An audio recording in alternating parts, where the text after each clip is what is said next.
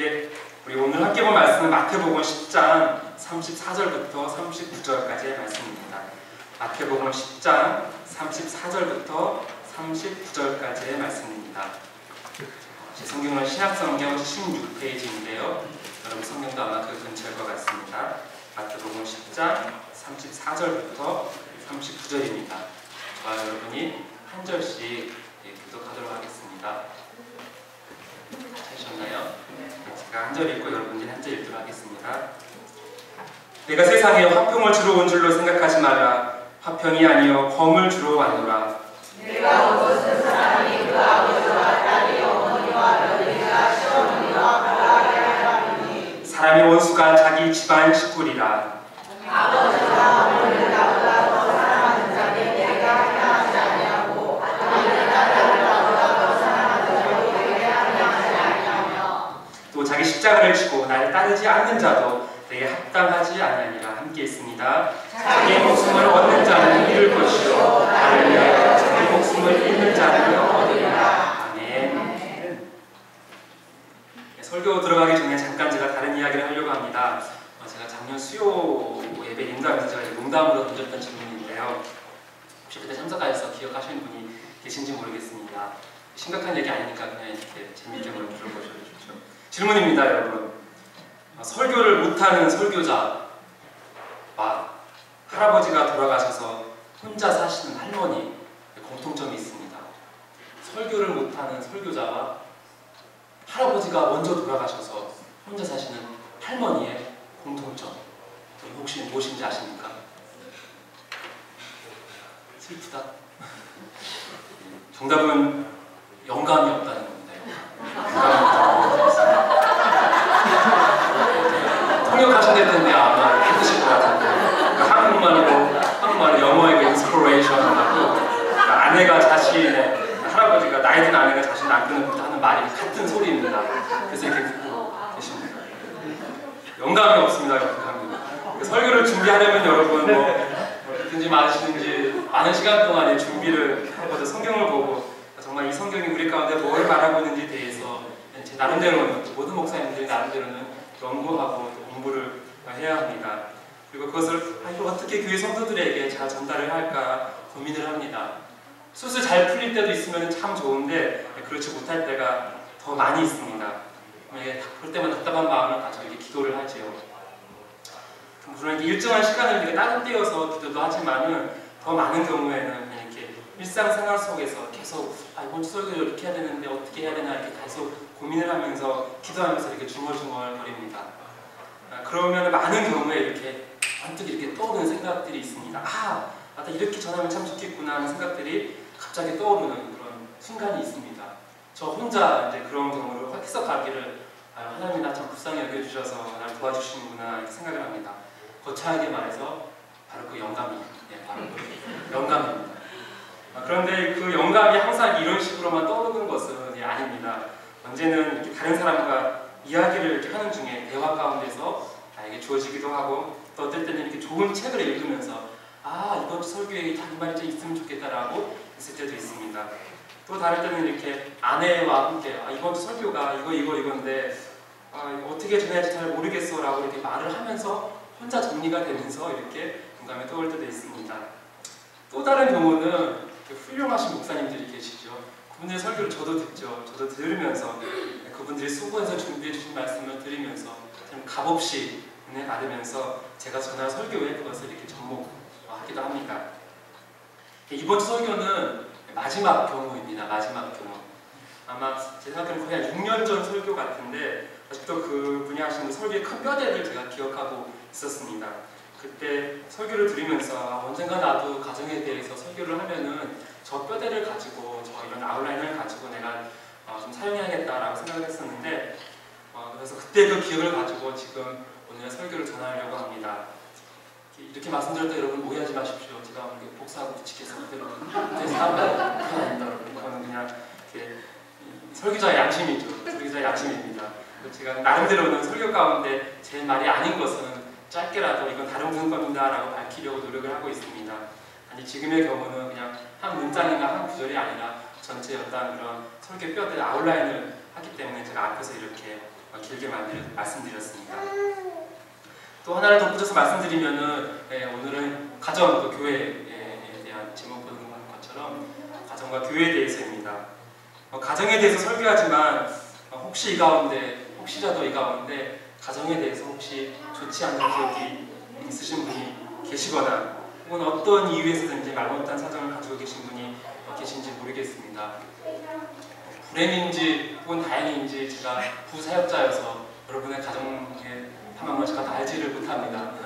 그래서 오늘 설교는 그냥 여러분 가운데 누군가에게 특별히 주목해서 당신 들으세요 하는 말이 아니라 우리 모두에게 하는 것입니다.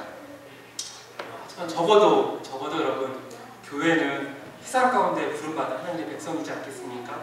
그리고 그 하나님 우리가 같이 아버지라고 부르는 어떤 영적인 가정이 또한 교회입니다. 그런 의미에서 가정에 당장 없으신 청년들이나 혹은 가정 안에서 혹시 아픈 기억이 있으신 분들이더라도 설교 가운데 들려주신 하나님의 말씀이 있기를 진심으로 바랍니다. 서론이 너무 길었습니다, 여러분. 설교를 시작하겠습니다. 질문을 하나 더 드리면서 설교를 합니다. 여러분 고민해보시고 대답해 주시면 감사하겠습니다. 저는 영감 같은 그런 느낀 얘기는 아닙니다. 여러분, 가정이 먼저입니까? 아니면 교회가 먼저입니까?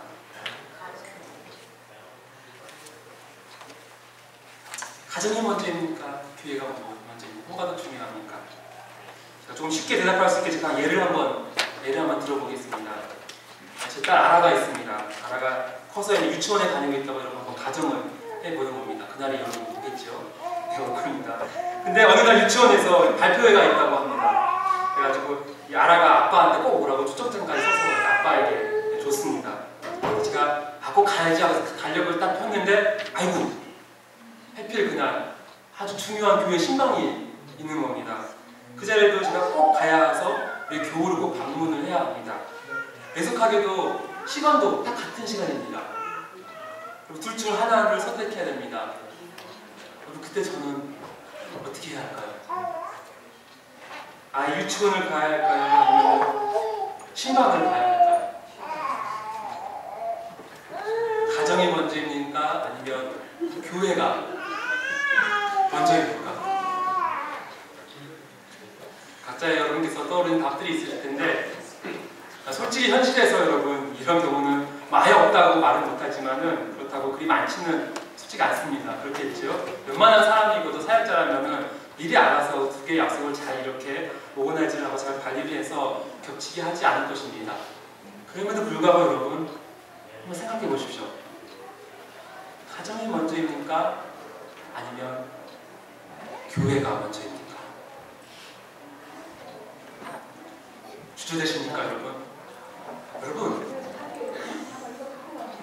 가정이 먼저입니다. 좀 의아하십니까? 하지만 그래도 가정이 먼저입니다.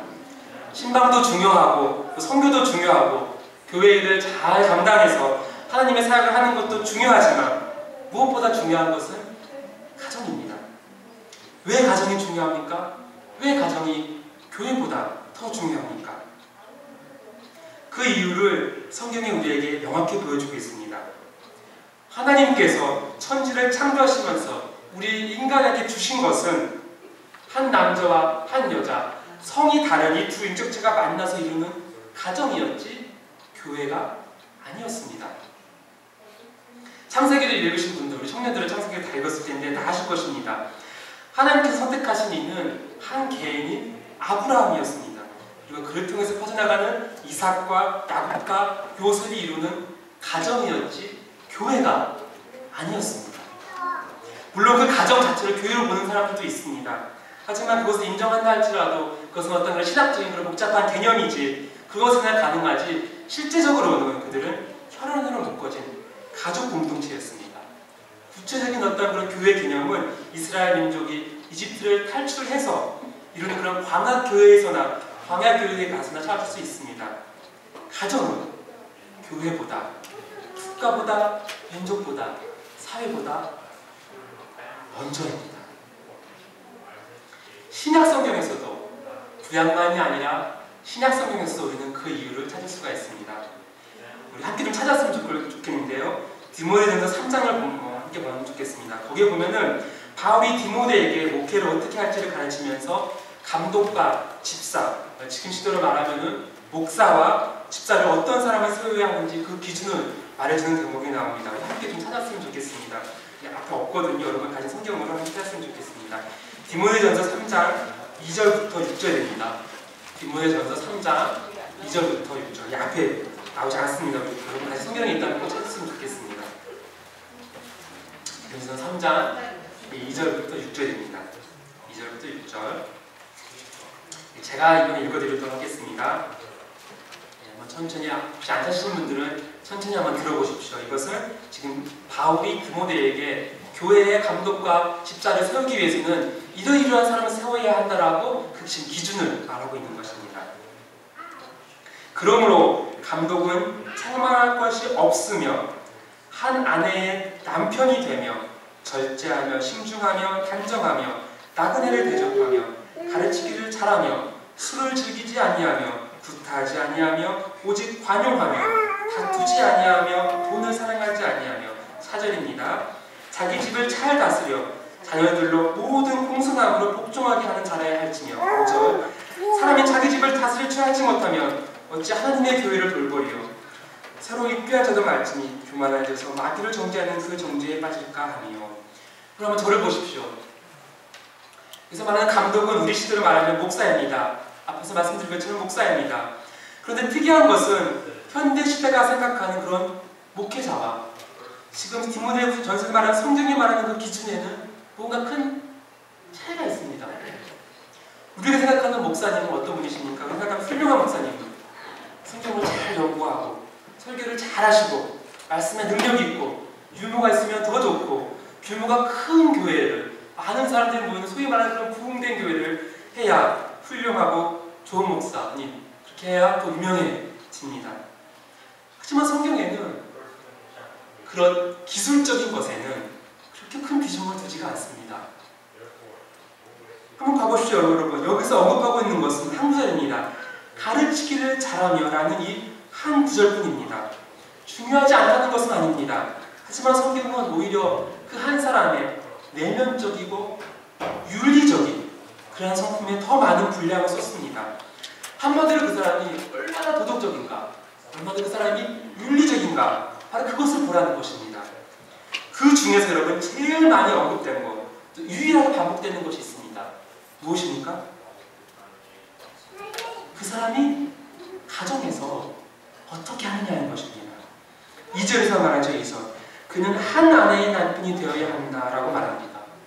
그리고 4절에서 또 말합니다. 자기 집을 잘 다스려서 자녀들도 공손함과 복종함으로 살게 한다라고 합니다. 5절에서 결론을 내리죠. 사람이 자기 집을 다스릴 줄 알지 못하면 어찌 하나님의 교회를 돌보리요.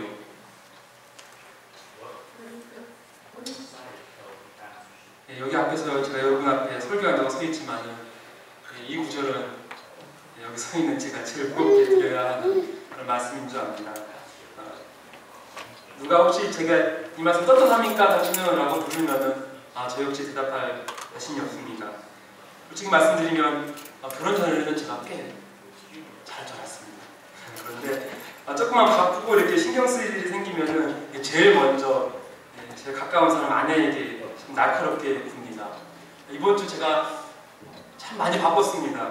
마치 큰 산을 하나 넘어야 하는 것처럼 제 능력으로는 하기 힘든 일을 해야만 하는 그런 날이 이번 주에 있었습니다. 감사하게도 그날을 딱 잘 보내고 집에 딱 들어왔죠. 문을 딱 여니까 아내한테 소리치는 겁니다. 와! 아빠 끝났다! 그러는 겁니다. 그러니까 무슨 말입니까? 아주 그냥 최근 들어서 아내가 가장 크게 웃었는데 정말 미안했습니다. 그동안 저희 집이 저 때문에 얼마나 긴장하고 있었다는 것을 그때서야 알았습니다. 정말 부족하지요. 4절 말씀은 더 큰일입니다. 자녀를 잘 키워야 한다는 건데 이건 정말 여러분 어렵습니다. 작년 여름에 제가 부모 교육을 3주 정도 하면서 말씀드렸었는데 정말 자녀만큼은 제 마음대로 되지가 않는 것 같습니다. 이렇게 제가 여러분 앞에서 가정에 대해서 말하지만은 아라가 사춘기가 되어서 이상한 놈이라고 그러면서 오토바이 뒤에 타고서 막 오빠 달려봐 후티하였습니다. 모르죠. 그냥 그러지 않기를 마음 졸이는 마음으로 그냥 기다리고 또 기도하는 것 뿐입니다. 제 어머니가 어렸을 때 가끔 말씀하셨습니다. 목회는 온 가족이 하는 거다라고 말했습니다. 속으로는 아니, 아빠가 목사지 내가 목사입니까? 라고 말했는데 참 듣기 싫었죠. 근데 이제는 제가 정말 그 심정입니다. 여러분, 저도 함께 좋은 가정을 이루기 위해서 노력하겠습니다. 그렇습니다. 오늘 성경이 우리에게 말하는 것은 감독을 뽑는 조건이 교회 사역을 얼마나 화려하고 보기 좋게 잘하는 것보다는 그가 어떤 스펙, 어떤 화려한 것을 가지고 있느냐 그것보다는 한 가정에서 얼마나 그가 참되고 바른 남편, 바른 아버지의 역할을 하는지가 되어야 하는 것입니다. 그만큼 성경은 가정을 중요시합니다. 혹시라도 바라는 것은 이 가운데에 교회를 한다고 가정을 소홀히 여기는 분이 안 계시기를 바랍니다. 우리 교회가 그렇게 할 수 있도록 서로 이해하고 돕기를 또한 바랍니다. 여러분, 내가 어떠한 사람인지는 교회에서 내가 어떻게 행동하느냐, 내가 교회 사람들에게 어떻게 보여지냐에 따라서 평가되는 것이 아닙니다.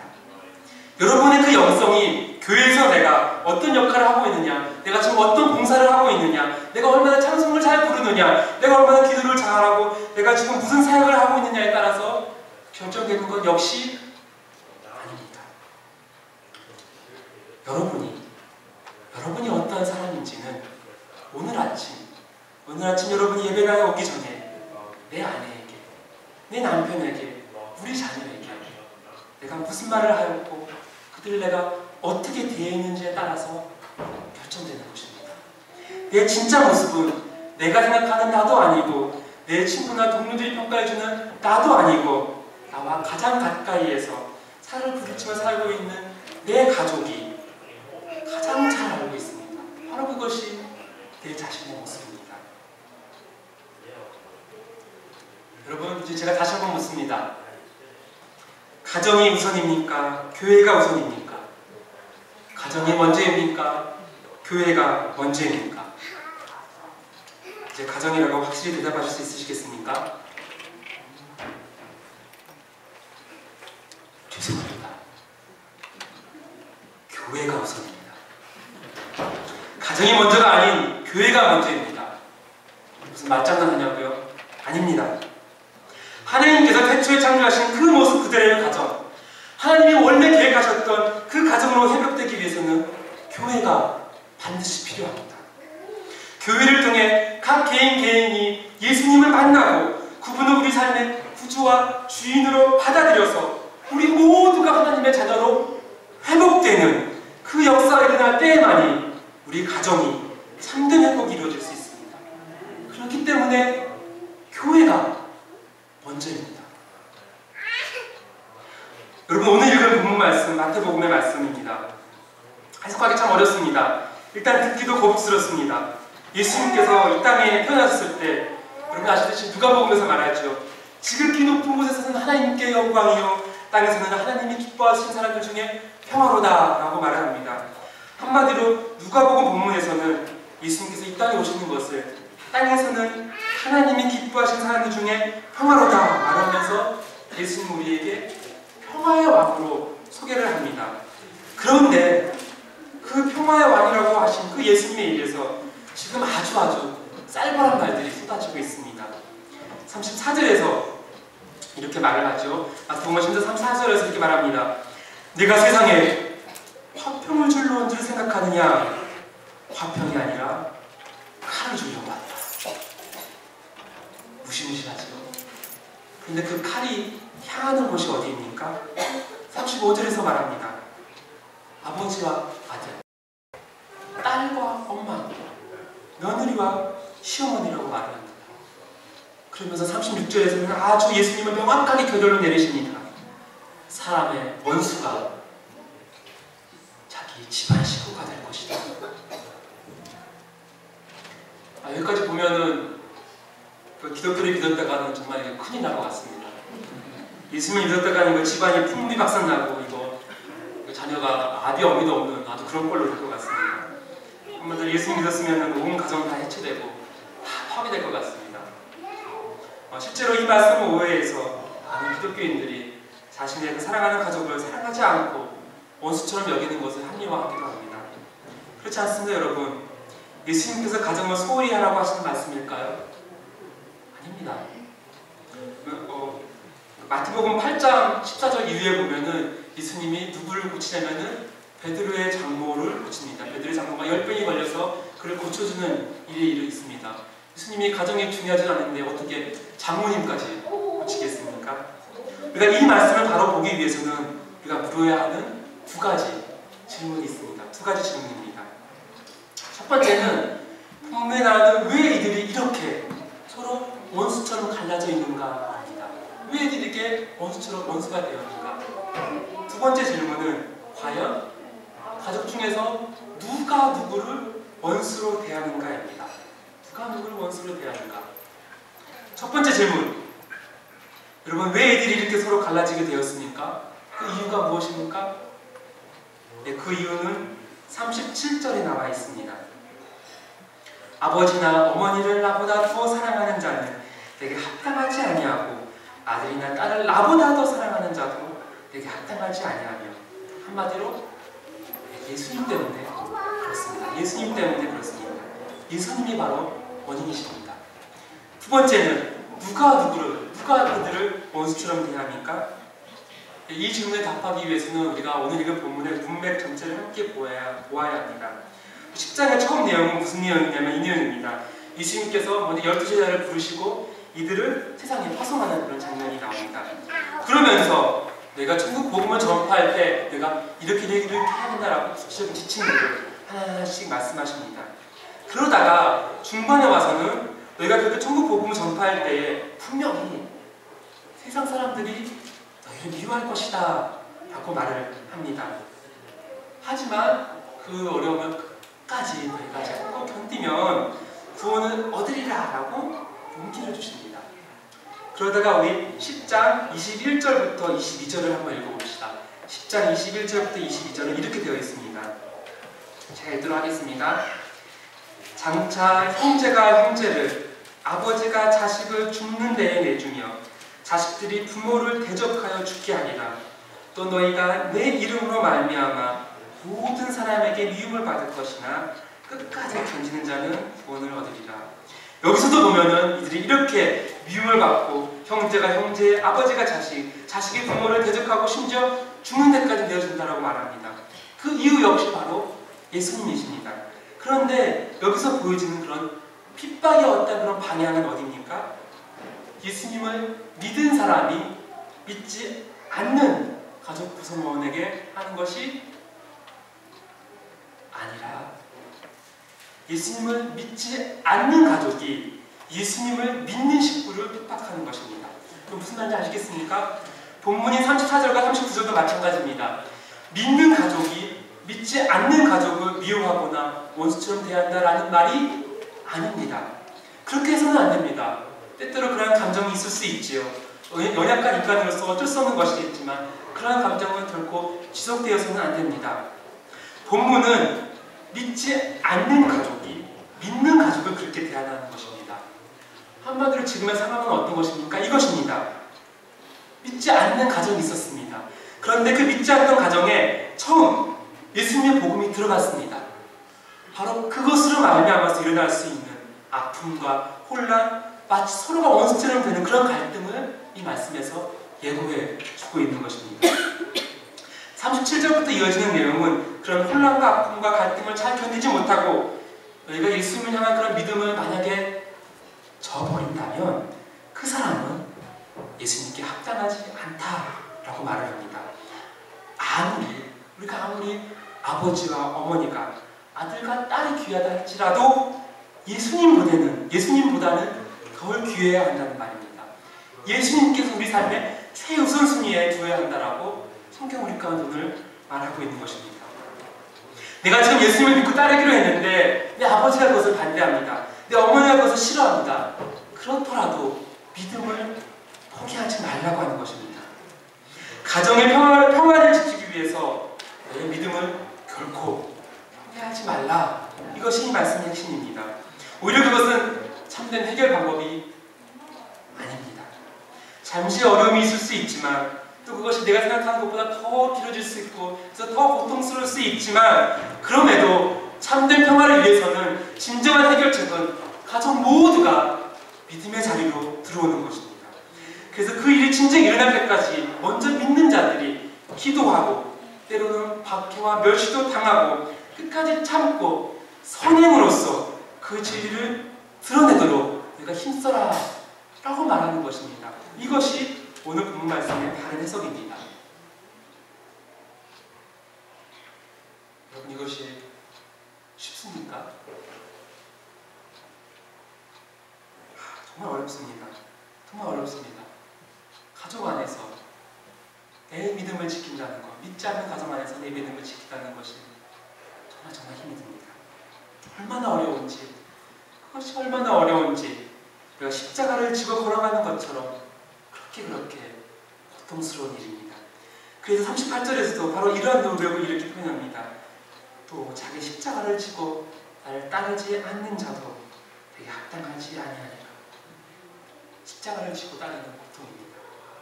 여러분, 하지만 기억하십시오.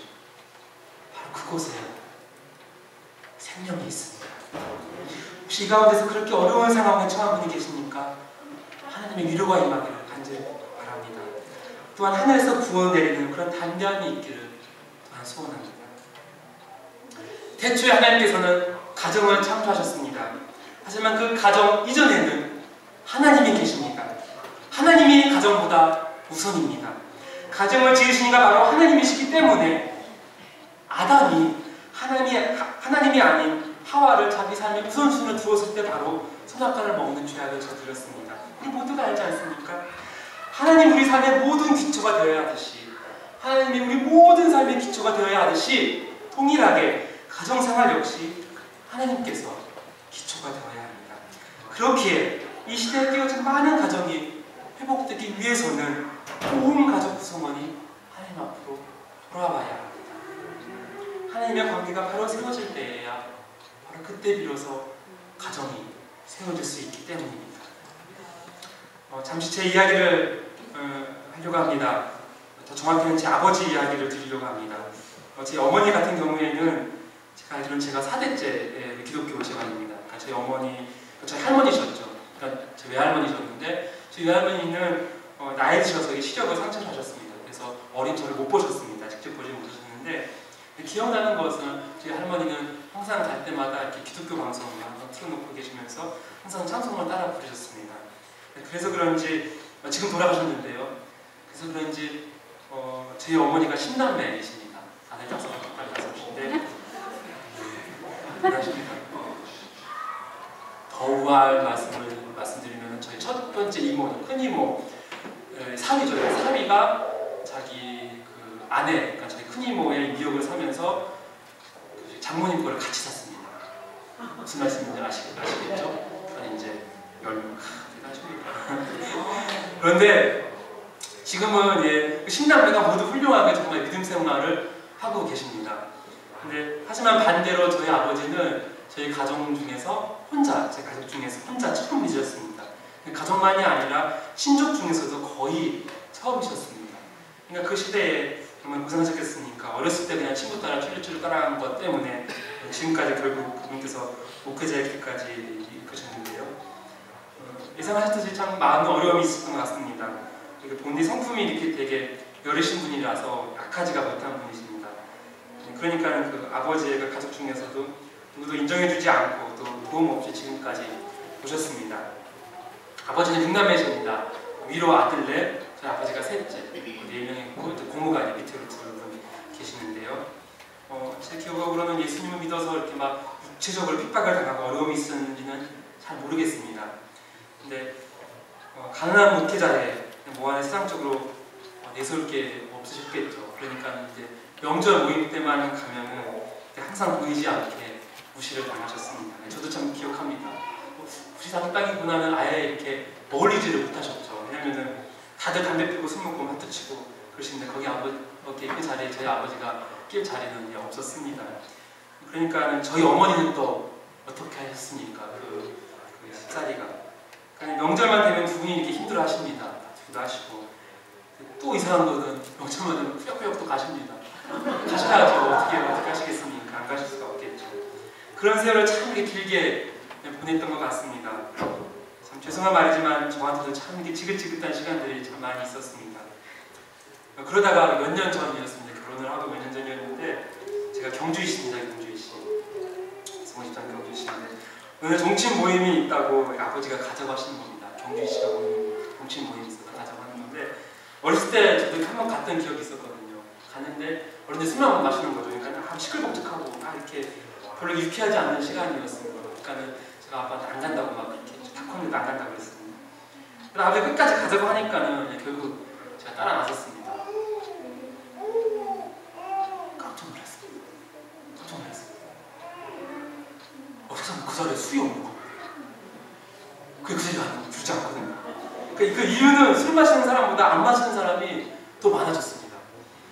그리고 그 안에서 교회에 다니시면서 신앙생활 하시는 분이 되게 많이 있는 겁니다.